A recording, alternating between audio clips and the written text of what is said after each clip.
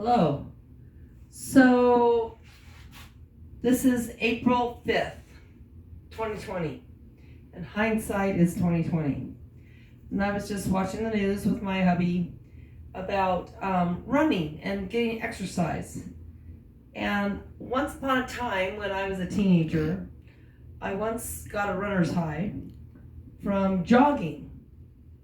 And it was an aerobic high, oxygen high. I was running by myself using social distancing. And all of a sudden, I couldn't feel my feet. And the bushes filled with huckleberries on the bike path were flashing by me like this. And I couldn't feel my feet. And it was like, wow, this is like a drug. But I wasn't on any drugs. I was a teenager. Just on an aerobic high. I also once got an aerobic high when I was an adult and I went skydiving. No drugs involved. Just jumping out of an airplane. That was an aerobic high. Because I knew I could possibly die, but I didn't. I also got once an aerobic high the first time I had sex with my boyfriend at the time. His name was Eric Fox, and he was really handsome. He was a fox. And I hyperventilated because it was a new experience, and it kind of scared me, but it was exhilarating. And so I got an aerobic high.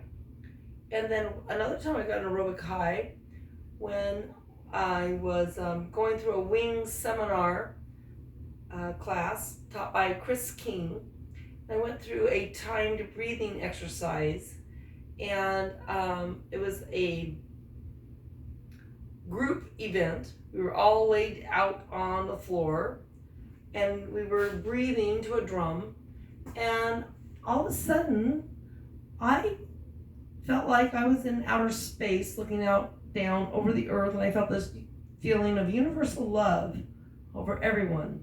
It was agape love. And it was a high. And it didn't involve drugs. And now, when I watch the news and I look at the pandemic from the coronavirus, and I'm thinking, oh my God, I could die, or maybe I won't die. I don't know if I'm going to die or not. It's a little bit of a universal high. Hi. You could die today, or tomorrow, or the next day, or any day. Because if you're born, you're going to die. I know these things. I've been close to death more times than I can count. And I've also lost a lot of people who I love in my life. People I know, and they're no longer here. Because of drug overdoses.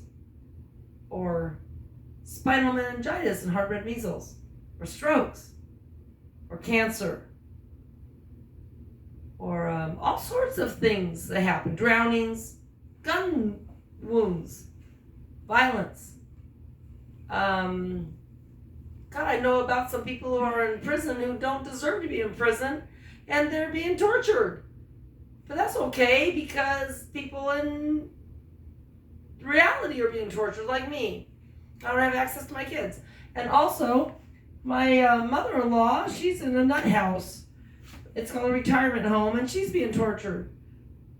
But she's 90. She's lived a long life. My parents died when they were in the 70s, in their 70s. And they went through the Great Depression.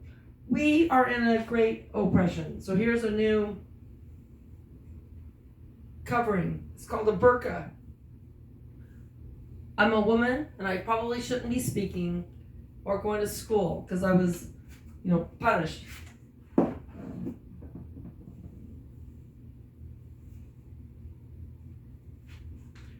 I was once punished for having anything to say or having an opinion because I'm a woman, and I was raped by my ex-husband who's a narcissist, and he thinks he's God. Now he has custody of my kids. It happens in America. It just does. So American women are not supposed to have opinions. We get tossed to the streets. I know these things. I am a Native American woman in Oregon, tossed to the streets, except, thank God, I have a home.